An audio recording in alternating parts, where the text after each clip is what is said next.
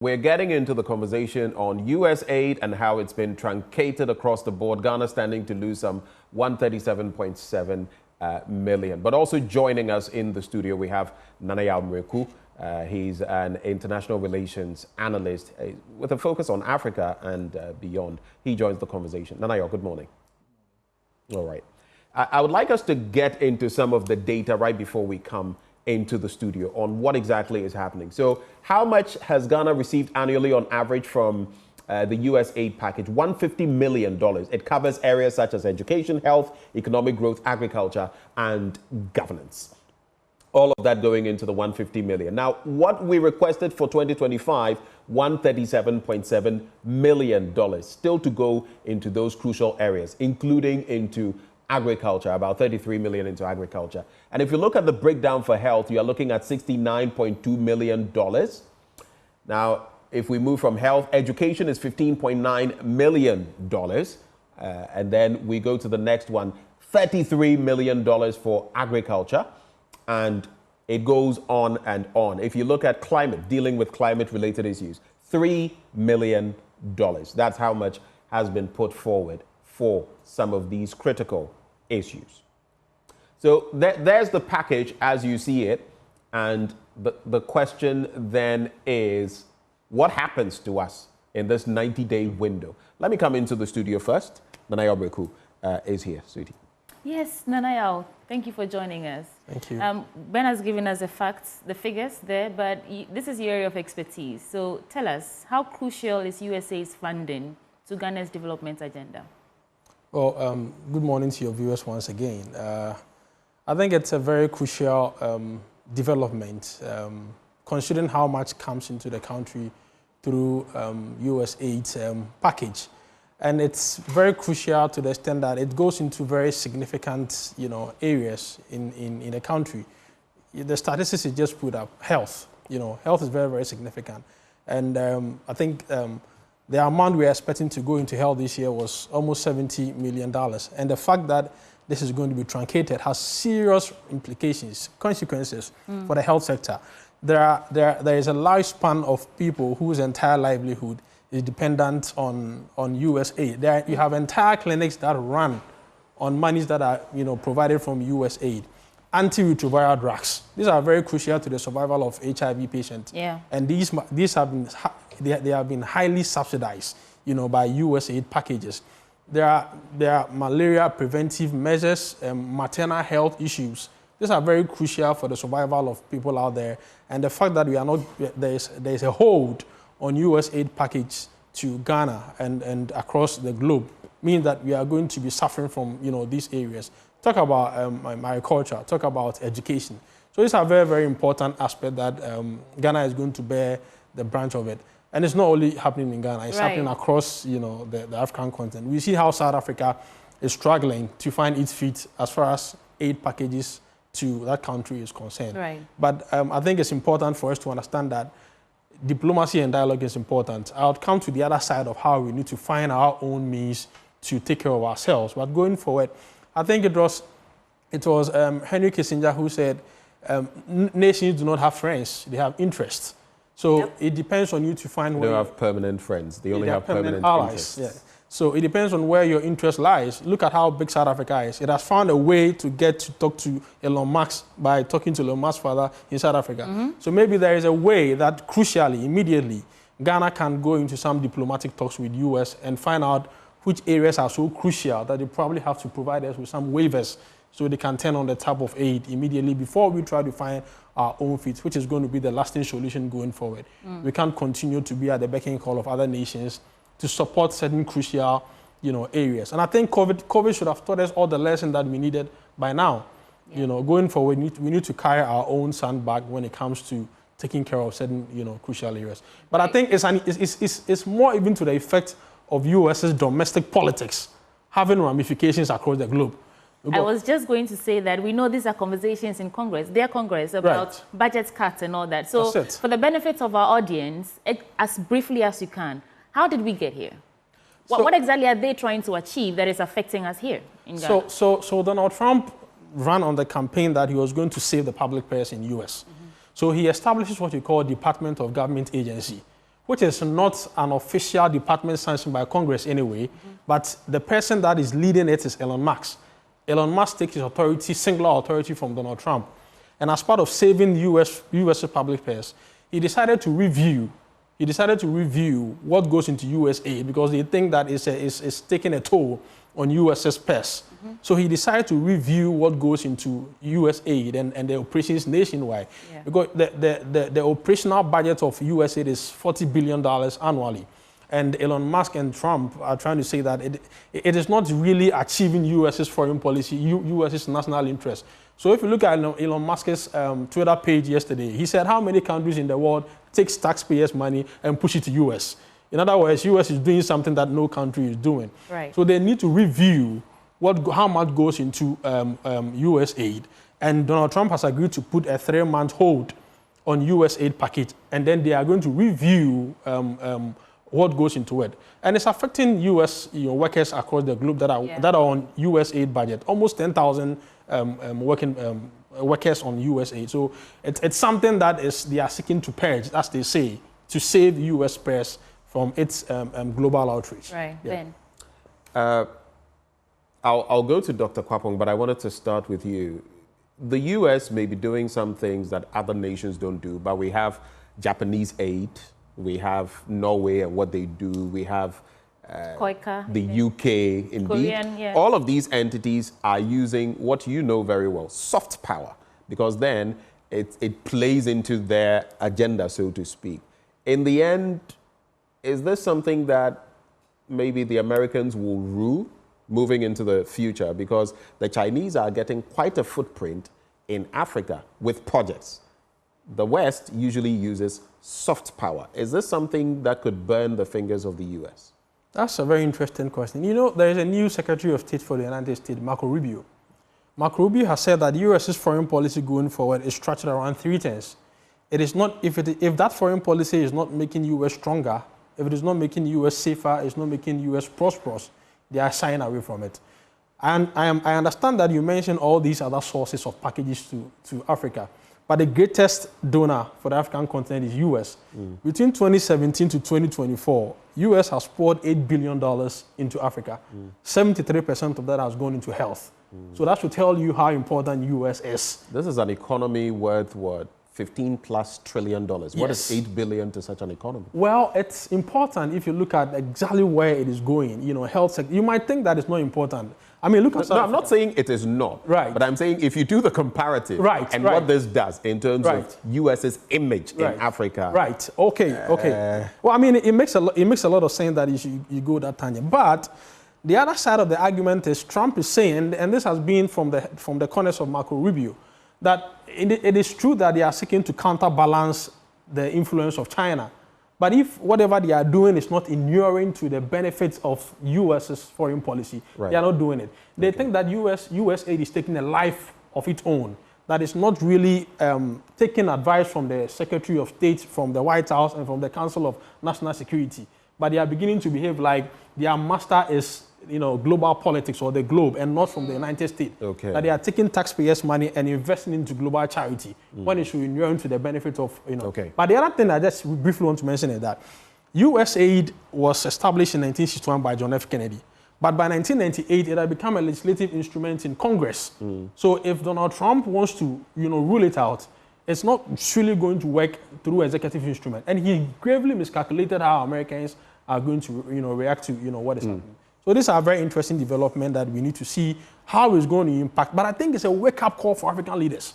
Look. I mean, it's like a win-win. Win in the sense that these things may be getting cut off, but at the same time, we have to wake up. Yes. That's what it means. Let's give Dr. John Osai Kwapong a chance to bite at this. Doc, I'm curious to hear your thoughts on this conversation at this point.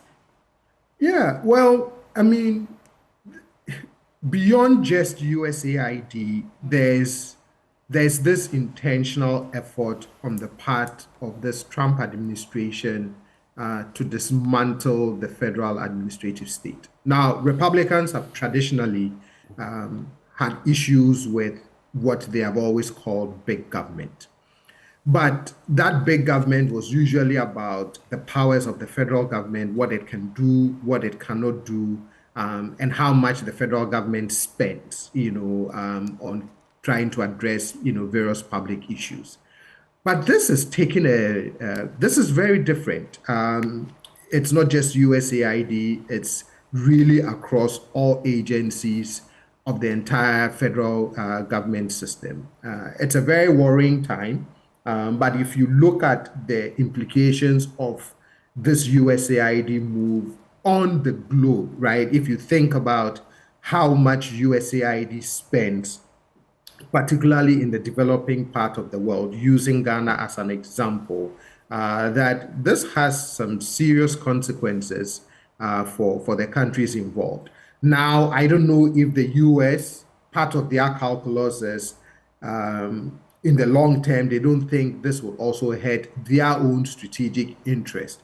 Because as Benjamin said, aid is a kind of soft power that you use to establish global influence.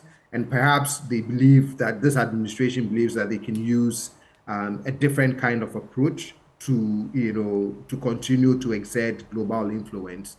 But again, the other implication then is, it's as has already been said, it's a wake-up call for us. I mean, I know that the Akufo-Addo government way back in 2017 came up with this idea of Ghana Beyond Aid and produced what was, in my opinion, a very good conceptual document of how we can begin to take steps, active steps to wean ourselves off dependence on aid.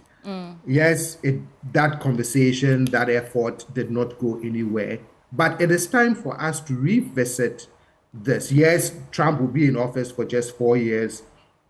And after 4 years, if a different administration, let's say a Democrat wins the office, some of these things will be reversed.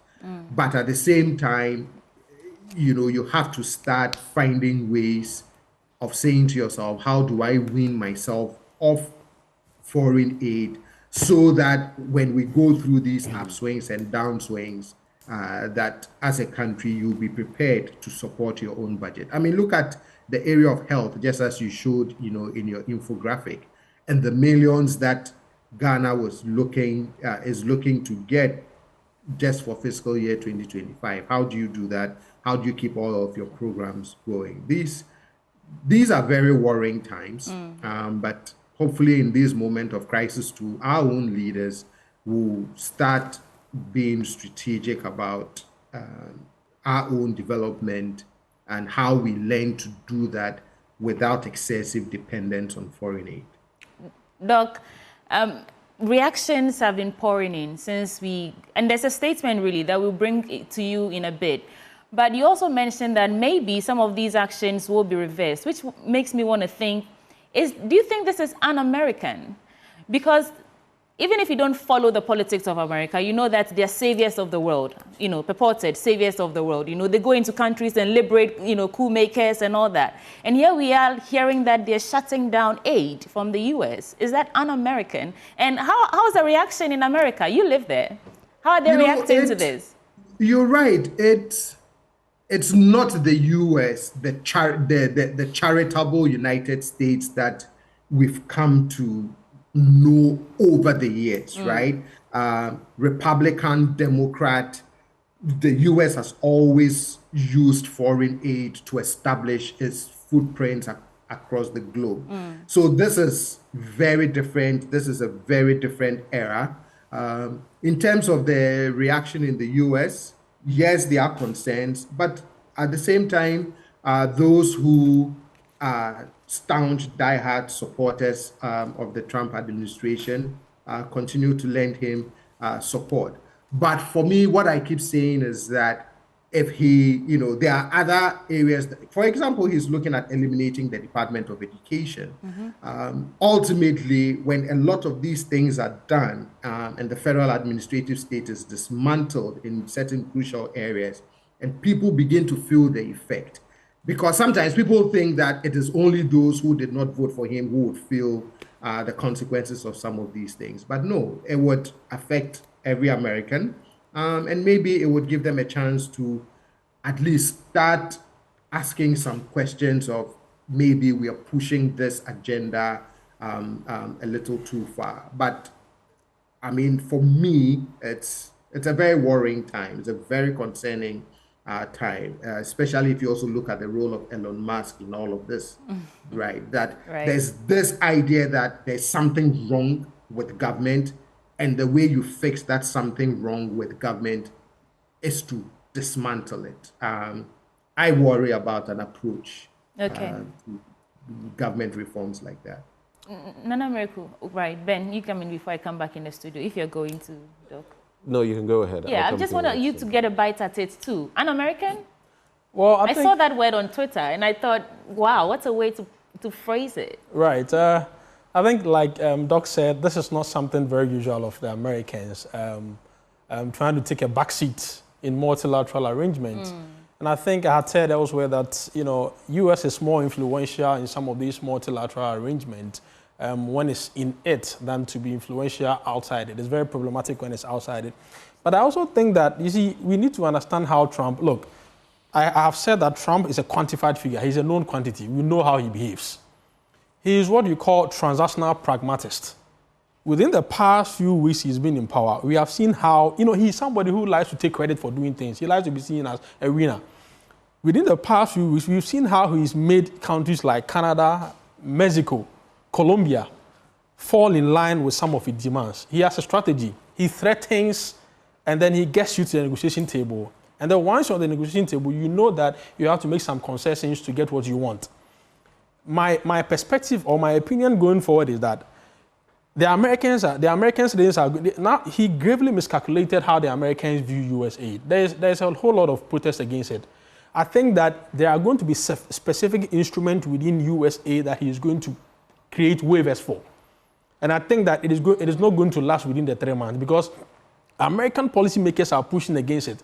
There are some specific instruments in USAID that is specifically, in the interest of the United States to maintain them. And I don't think it will last up to the 3 months. Some of them he is going to create waivers for. And I think Marco Rubio has echoed these approaches. So I think that as much as it may be un-American, but the other thing is also that the American taxpayer doesn't owe anybody outside US any responsibility. Fact.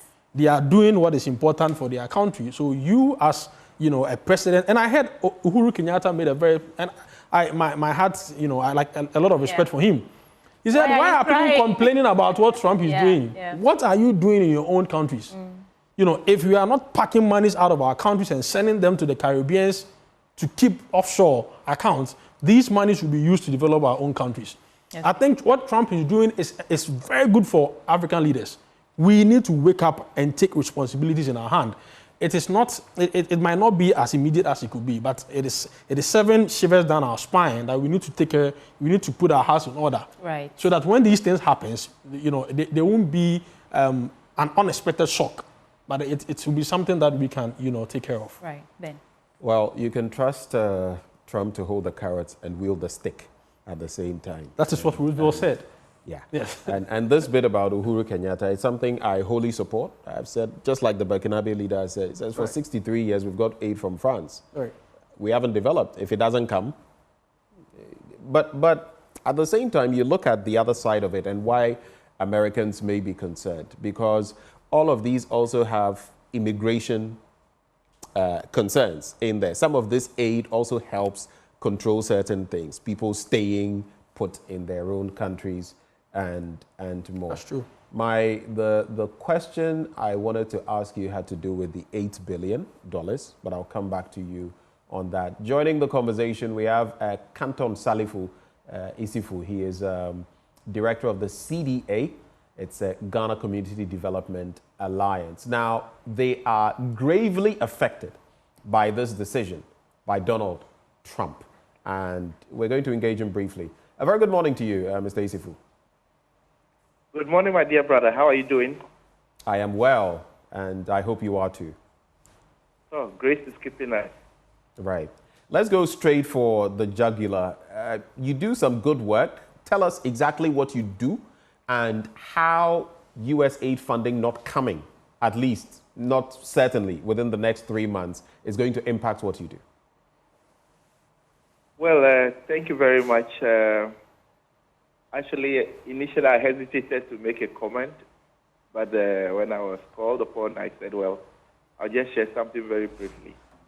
So we are a Ghanaian registered non-profit, and currently we are a subcontractor on a couple of USAID funded programs in Ghana. Please speak up for me, Mr. Isifu.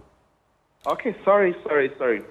Like I indicated, I said we are a Ghanaian NGO, registered NGO that operates largely in the north, and we are also a subcontractor on a couple of USAID funded programs in Ghana, mainly in education, health, agric, and also sanitation sectors. And generally, we have a team of about 45 staff. About 37 of them are directly on USAID's subcontracts that they are employed in. So what this means is that those staff will be affected. We probably, if the situation is not reversed, we probably would have to lay them off. They will not contribute directly in paying taxes to the government, and they will not be able to honor their obligations to Social Security and other agencies that we are obligated to do so.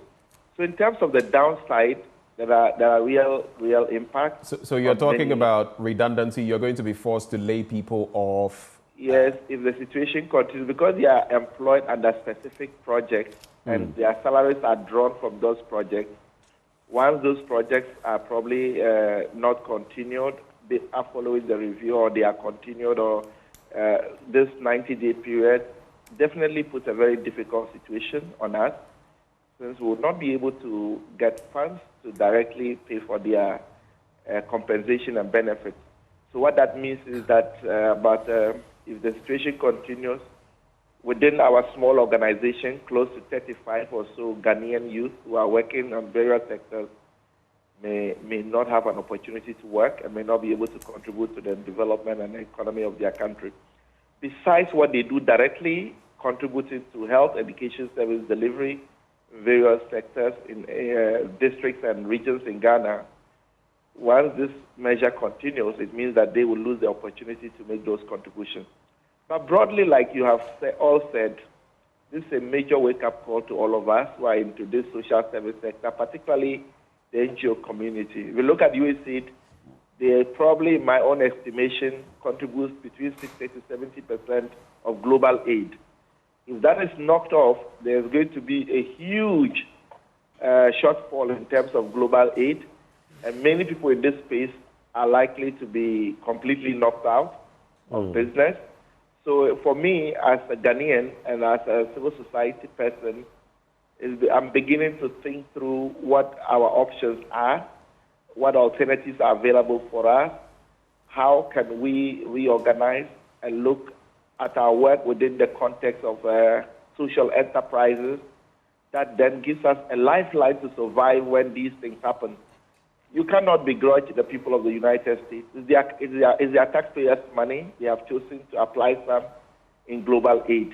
If there's a new leadership that thinks otherwise, it can have dire consequences globally, but then it reignites conversations around how we can survive beyond these difficulties that sometimes would occur. Just my final bit to you, my colleague Sweetie will come in as well. Does that mean that if this shortage of funds is protracted, if it lasts a long time, does that mean your NGO will have to fold up at some point?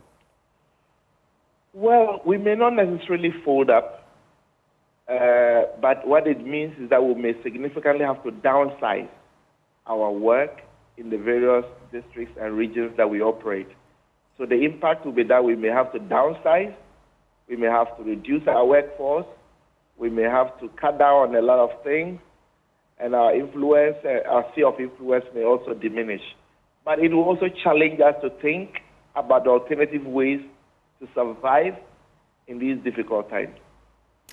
In browsing for options, what have you come up with so far? I know it's early days yet, but off the top of your mind, what is your next source of funding if this money actually does not come to you anymore? Well, that's a difficult one. Currently, we are having various meetings and reflecting and thinking through. But what we do know is that we must survive, and so difficult times require difficult decisions to be made. And so for us, it doesn't give us any indication that we have to fold up, no. But we are beginning to look at different strategies to survive in these difficult terrain. Thank you so much. These 35 people that may or may not be laid off, if it comes down to it, can you give us the demographics? Are these young people? Are these elderly people? What does it look like? They are mostly young people. CDA mostly young people. We have a total of 45 staff. The average age in the organization is 26. So it means that most of them are young graduates with masters from various universities, from all walks of life from Ghana who works in our organization. So the average age, 26. The oldest person in the organization is about 48, 49, yes. And the youngest person is about 25 or 24. So these are young people who may end up being unemployed, who probably would have said they had a decent job, but because of these difficulties, their situation may unexpectedly change into a different mode. Mr. Canton, thank you for sharing your story with us, and we wish you the very best. Hopefully, you get some aid soon. Yeah. And that, of course, is Canton Salifu Isifu, director of the CDA Ghana. He joined the conversation. Initially, he didn't want to speak, but he's been forced to come out and share his thoughts. What are your reactions in respect of the real impact this is going to have on the ground, tied to what I was going to ask you about, losing $8 billion as a continent, and how African countries are going to react or cope? Well, I think these are very important issues when you think that people are going to lose employment, means of livelihood. And this is just one NGO. This is just one 35 NGO, 35, young people. Employees, yes. And like I told you, there are clinics that are run entirely on USAID funds. And these people, if these aids are cut for a long time, are going to lose their jobs. In fact, this even have national security implications. If you go to the 3 northern regions, and what is going to happen there. These are dire consequences. And it doesn't matter how small the monies may appear, but if 140 million of somebody's money is coming into your coffers. In fact, I hear that it has implications for sustaining the strength of the city. Indeed. When these monies are injected into the economy. From the syndicated loan to everything, exactly. They all have a role. That is what the economists are saying. I'm not an expert in that field, but that is what I hear they are saying. So this has implication for even the national economy and how strong it is. So it's very, very important. But I'm also particularly concerned about what this means, this $8 billion, what it means for U.S.'s national security interests as well. Because look, when COVID happened, it was in China, thousands of miles away. I was in Yale by then. But in the community, New Haven that I was, you could see how people were panicking and how they were rushing to get their shots. The point I'm making is that Mpox is raging through Eastern Africa, right? You have U.S. diplomats, you have U.S. people that are on the continent. And it's a transnational threat. You move from Ghana, you go to U.S., people carry the disease along with them. So when you truncate this aid and they are unable to carry out research, that puts a stop to these kind of global pandemics. You are causing a global health crisis. Remember what I said about immigration? Yes. So I think that, and that is why I say that Trump is a transactional pragmatist. So people must rein into his head how these things are very crucial to the U.S.'s own survival. And it's about making a case. It's about bringing the issue. The CDD director for Africa has said that, look, these monies are very, very crucial to carry out research into some of these global health crises. So if you think you are thousands of miles away and so you are unaffected by what happens in another country, like I keep saying, there's a saying in my local parlance that when you see the animal devouring, preying on some other entity, tell them to get off us, not get off me. You understand? In other words, these are very important issues that are next to the doorstep of the United States. And I think that, African leaders, as much as I want them to find their own ways of sustaining some of these crucial areas, they must also, do these diplomatic talks with the U.S. embassies and the U.S. ally, and let them know how important it is to the U.S.'s own national interests. Because Trump wants something for something. So I think these are very important dynamics that, we can begin to explore. But most importantly, if I were a consultant for the Ministry of Foreign Affairs, what I'll tell them is if you are going to talk to the U.S. embassy, as much as you are laying the fundamentals for how important it is to them to restore some of these aids to us, also bring to the table what you can also offer them. You understand? Look at Djibouti, look at Somalia. You know, are there we already have a military kind of agreement with them. So how can you leverage on these things? What can you bring to the table that will make them, you know, want to waive some of these aid and open the tap for you to finance your health area, your agric area, your agriculture area? I want to throw that to Dr. John Osai-Kwapong. Doc, first a reflection on the story from Mr. Isifu, and then what you make of this. Do we have enough bargaining chip to ask that they treat us specially? You know, it was a very sad and unfortunate story to listen to as he shared it with us, to think that he may have to let go, you know, young people, creating more challenges for the unemployment situation in Ghana. And as Benjamin said, this is even just one organization. So think about all of the other organizations in Ghana doing, you know, development work, doing community work that rely on funds from, you know, an agency like the USAID. It's not a comforting time. Now, as to what Ghana can do, you know, at this point, not until someone or some persons are able to impress upon the Trump administration that some of these actions, in as much as it is driven by this idea that, you know, we want to pull back from, you know, from the world, or we want to stop doing certain things to save the taxpayer money, they would have to balance that against their own strategic interests and their own global influence. Now, I don't know how you make that case to a Trump administration where, with all due respect, a figure like Elon Musk is playing a critical role in some of these decisions to say these kinds of federal agencies are just a drain on the taxpayer money. Yes, I understand those who say is the money of the American taxpayer, and so we have to be, you know, mindful of how we spend it. All of those are legitimate arguments. But again, it is also part of US's global strategy and its own interest. And for me, when America has pulled back from the world, has not been the best times for the country. It is when we engage, it is when we show leadership, it is when we make sure that we are shaping the world globally, that enables us to maintain that image that we've always maintained. So it's a different time. Let me not say much because we understand why you can't say much.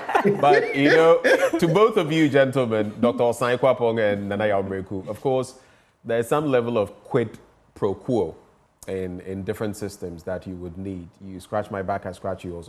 Not in the corrupt sense, but you give me something for something, not something for nothing. But at the same time, diplomacy is not always transactional. And I just remembered, for example, the North Korean incident with Jimmy Carter, a forced negotiator, if you like, and Bill Clinton, and not liking what was happening. But Carter went ahead and did it, and we all saw the results. For the impact of it, I don't know, time will tell. But beyond that, how do you think this is going to shape the American administration under Trump and the Ghanaian administration under Mahama? Because the impacts, we are looking at, let's be selfish, we are looking at Ghana and the US right now. What do you see? And I'll come to Nana on that as well. So the Trump administration would look different. I'm sure some of these things would be subjected to a lot of litigation. Congress would have a role in deciding, for example, whether USAID goes or stays. If it stays, how it looks like, you know, the Department of Education being one of them that they want to get rid of, all of those things. So the administration is going to look different, but time will tell how different it looks and which actions will stay and which actions would not stay, and how they'll be able to cut or not cut the federal workforce. And then when you look at Ghana, it couldn't have come at a not so good time, right? Because if you think back to the Mahama administration back in 2013, his first presidency when he took over, there were some of these global challenges, right? Which they made an argument of that it did affect our local economy and ultimately the decision to go to the IMF for a bailout. So here you are thinking you were going into FY25 expecting these monies from USAID. And for a new administration that has also promised to eliminate certain key taxes already under an IMF program facing some fiscal challenges. And then this also comes in. You have to start thinking immediately and strategically how you find the resources to fill in these gaps. Do you turn to other donor partners, or do you find ways to also make tweaks to your own spending, things you've promised or not promised? So it couldn't have come at a quote-unquote a worst time for a new administration trying to get going on its policy and program priorities. I see. Let me come into the studio with Nana Yomiko on that same point.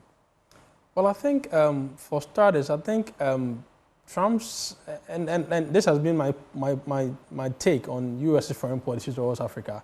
I've always said Africa has featured as an afterthought. You know, we are not the traditional allies that you'd want them to have us. So I'm not expecting African leaders. Trump called us a something whole. Say again? Trump called us a something whole. Right. I mean, we've seen the derogatory word that is used to describe, you know, African leaders and getting some of our names, some of the countries' names wrong. So I think that I'm not expecting anything huge, you know, from considering what you call this alphabet soup of president special initiatives. I'd said that it was Clinton that introduced AGOA, Bush introduced the MSCC and the PEFA, and then I think Biden introduced the Lobito Corridor. He didn't do much except the US-Africa Summit. Trump did something. He introduced what you call, it was established under the better utilization of investment leading to development. They call it BUILD, right? They call it Prosper Africa, that is the name. He introduced something like that. But it was strategically through the economic perspective. But I'm not expecting anything huge as far as Trump is concerned. And it's not going to change the relationship between US and Ghana. There are other areas that we are having some bilateral arrangement. USAID is just, you know, one part of it. So I think that the government should rather, and I feel sorry for the Mahama administration because they have even yet to present an annual budget in Parliament. I mean, they are still going through with their vetting processes. Yep.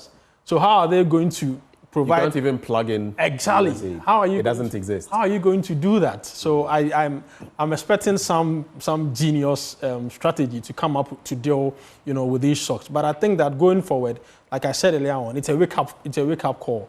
How can you prevent some of these things when they happen, you know, in future? But I don't think it's going to upset the relationship between US and Ghana. There are other areas that we think we are, you know, multilaterally engaged. And I think that it will still go on, you know, anyways. Nanaya, this genius strategy, what does it look like in your eyes? I'm coming back to bargaining chip. Do we have anything that we can leverage? The other thing I would expect is to look elsewhere, you know, because we need this money. If you haven't planned for them, it will be very, I think we can raise it, but it will take time. I think we have the ability to raise it, but it will take some time, you know, to rob Peter to pay Paul. But in the interim, as we do that, we can probably turn to the European Union, you know, who are also seeking to counterbalance the interest of China and undemocratic regimes. You know, Ghana is a democratic regime. We pride ourselves with that. So maybe we can turn to these countries, the European Union, we can turn to the UK for these kinds, you know, of assistance. Maybe China might also be, you know, somewhere to look at, you know, but you should know that China always carries something when it's coming into your country. They will need something significantly. Exactly. So these are some of the areas that, you know, we can turn to. If it's a matter of urgency, we can turn to our multilateral partners and talk to them about these kind of, you know, arrangements. Right. Yeah. We should be winding down. Ben, do you want to come in or should we go? Okay, Dr. John Osai-Kwapong, give us a wrap of your thoughts. It's you know, we live in very interesting times. And again, for me, only time would tell. Beyond USAID, I continue to really worry about this active efforts to dismantle the federal administrative state, which is driven purely by ideology and, in my opinion, some, misconceptions of what, government is designed to do or not to do. If we want to make government effective, in my opinion, this is not the way you go about it. But Asimesi and his friends, that's how they want to go about it. Let's see how things turn out. You're not enthused. You are not there. You are so unenthused about this. Asimesi and his friends. President Asimesi. You have the final word, Nanayao. Well, I think I'll start from the U.S. perspective. Trump ran on the campaign that he was going to disengage U.S. from the many global entanglement. And I think it's a social contract bidding he's doing. He promised his people that he was going to do something. And that is exactly, what he's doing. The only thing is that it's really hurting the image of U.S. globally. And whether Trump likes it or not, it is giving U.S. a backstage in international politics. And it creates that political vacuum for other, countries or other parties or actors to step in. But the takeaway from this for me is the wake-up call to African leaders. We have had to learn this the hard way during COVID, and it looks like we are learning it the hard way another time. Trump is somebody who talks loudly and carries a big stick, unlike what Roosevelt said, that you talk quietly and you carry a big stick. And it looks like once he's identified this as bargaining power, he's going to continue. He will punish you where he thinks he has the ability to stifle you with aid. Cyril Ramaphosa was trying to be diplomatically strong by saying that the aid coming to South Africa, which is $400 million, is just 70%. But it is this same 70% that you are calling Musk's father to talk to Trump, to talk to Elon Musk, so that Elon Musk talks to what? Trump for you. Yeah. So I think that going forward, we must find ways, like the wake-up call is that African leaders must find ways to sustain themselves, homegrown policies, so that we don't go looking embarrassed and looking very susceptible and lacking agency in some of these things. Well, in the end, if you asked me, I would say the money likely will come, either in some other form or to a lesser degree. Right. But we must be ready to take care of ourselves, whether or not it comes. But if you look at how strategically and policy-wise this has been framed, let's face it, Trump can't hold this for too long. Right. The Americans themselves are resisting him, but it's a lesson, like we said. We have to mind our own, so that if someone decides, the person giving you food every day decides today, I'm not giving you food, you'll not go hungry the whole day. Well, gentlemen, thank you so much for joining the conversation. Nanaya Omreku is an international relations analyst, and he has a special love for Africa. Dr. John Osai Kwapong, he's a CDD fellow. We also had Samuel Bing, Executive Director, Parliamentary Network Africa, joining the conversation. And then we also had Emmanuel Bajwa, Chairman of the Special Committee investigating the vetting chaos. And we had Canton Salifu, whose group, the CDA Ghana, is directly impacted by President Donald John Trump's actions. But in the midst of all of this, your heart may be beating an extra beat here and there. Let me tell you about health matters and why you should be going to Medicas Hospital, a modern healthcare facility built with your recovery in mind. They also have spacious wards built with your family in mind, a warm and caring pediatric unit built with your children in mind. And guess what? They have assembled some of the brightest minds in medicine, led by Dr. Yaosafo, the drive time doctor, to serve you. And they also have on offer general medical services as well as specialist services in plastic surgery, obstetrics, gynecology, child health, urology, psychiatry, and eye care. And there's still more. They also offer a comprehensive medical diagnostic service encompassing endoscopies, medical laboratory services, x-rays, and scans. And if you're thinking of getting effective and efficacious medicine, they have a 24-hour pharmacy ensuring you get exactly that. And it's also affordable. And they are bringing to you the most powerful medicine of all: simple human kindness and empathy. They take pride in holding themselves to the highest attainable standards. And they also accept all forms of payment. So if you're thinking private health insurance, no worries, you're sorted out. Locate Medicas Hospital at number 10 Kincho Street near the Ashalibutre School Junction. You can call them on 0501 477 340. On social media at Medicas GH. Medicas Hospital, a place of healing. Let me tell you about Solamate Ghana. You want to select solar system from our various solar packages ranging from 30,000 Ghana cedis to 99,000 Ghana cedis. All our solar systems come with lithium-ion batteries. So get a solar water heater, a solar home system, a solar power station, or a solar generator ranging from 1,000 watts to 20,000 watts. We also sell reverse osmosis machines for water treatment. Google Solar Mates Ghana to find us both on Facebook and on Instagram, or simply contact us on 050-832-0470. Solar Mates Ghana is located at Adringano, East Legon. Solar Mates, we go everywhere. We'll be right back, and you get to have your say on the AM show. Start dialing. We'll be right back.